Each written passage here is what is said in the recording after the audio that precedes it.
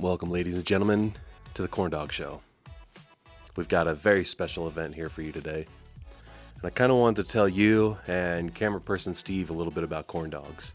One of the reasons why I like corn dogs is because, well, it's like a hot dog, but the bun is wrapped all the way around the dog and not just 3/4 like a hot dog would be, or a glizzy as the kids say.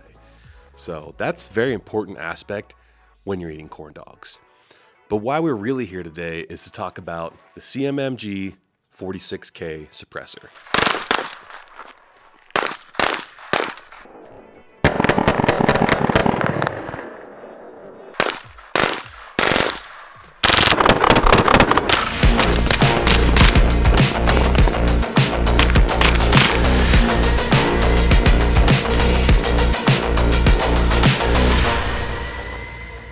Which I have conveniently right here.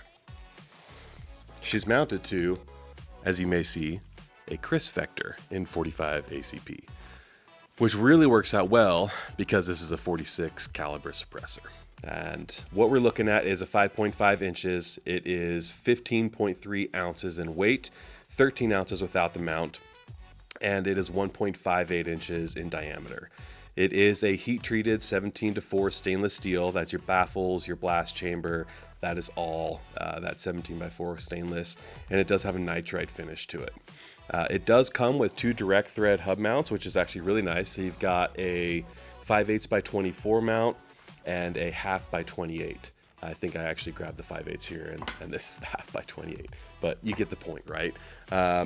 And what I did is I actually put a 5/8x24 recessed mount from Wolfpack Armory on there, so that brought my overall length of the firearm down quite a bit, which is certainly nice. This isn't SBR, so I'm not like concerned about that. Obviously, I was just more concerned about saving a little bit of length on that, on the entire length of the firearm. And it definitely sits very nice on there with that recessed mount. The can did really well. So this firearm does have a Duality Arms Rattler trigger in it. So that's an FRT. And then it also has the Brello Solutions selector cam in it, which is a huge benefit if you're running the Duality Arms trigger in these Crisp Vectors. So I highly recommend checking out Brello Solutions as well as Duality Arms if you're interested in that setup for your Crisp Vector. The 45 ACP I've had really good luck with. It runs very well. I will say with the can on it, it tends to outrun the trigger because of that that higher back pressure.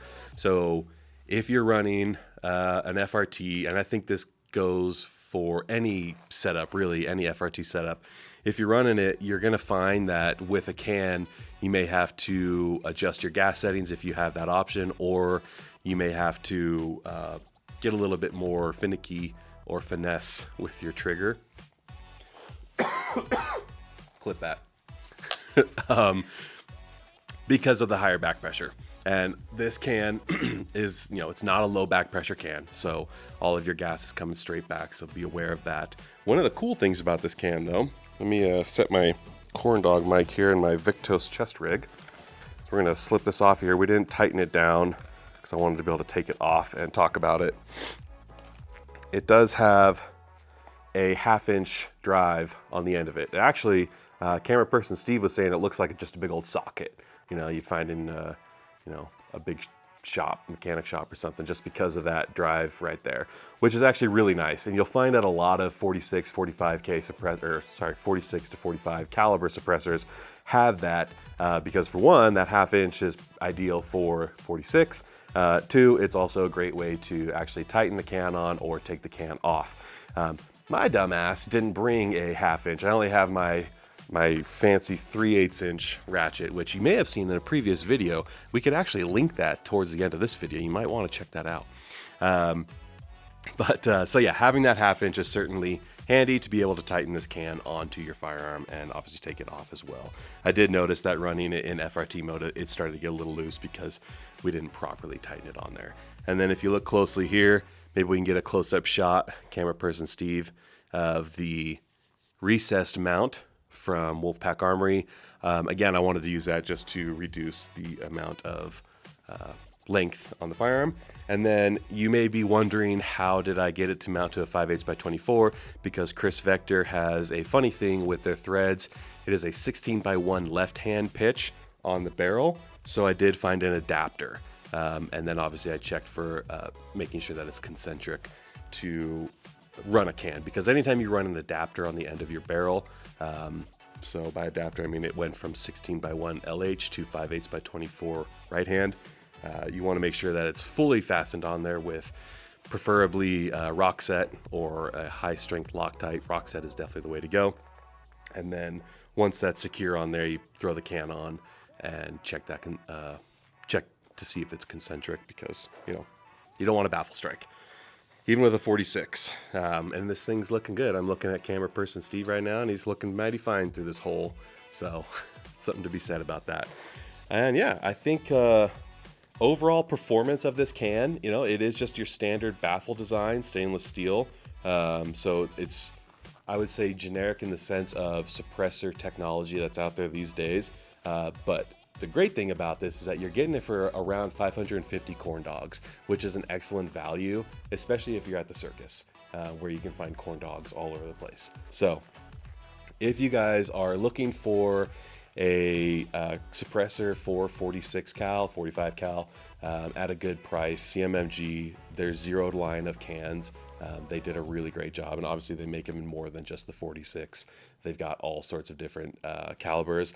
This can is rated for rifles, and there's no minimum barrel length on it when it comes to pistol calibers, but if you're running it with a rifle like 300 PRC, you will want to keep that around 20-inch barrel. Just be aware of that. But with the 46, you're obviously able to run a lot of different calibers through this through this suppressor, which is really nice when it comes to having a suppressor that kind of does it all. Obviously, if you're running like 9mm or 22 through this can, it's not going to be nearly as quiet unless you have like a dedicated to that caliber. But yeah, so I think that's kind of all I had to go over with you guys for this suppressor. Overall, I'm impressed with the performance of it. I'm impressed with the price of it. It's really not heavy for a standard baffle design, stainless steel baffle, and I think they did a great job. I really wanted to suppress this Chris Vector for a long time, and I'm stoked with the performance of this.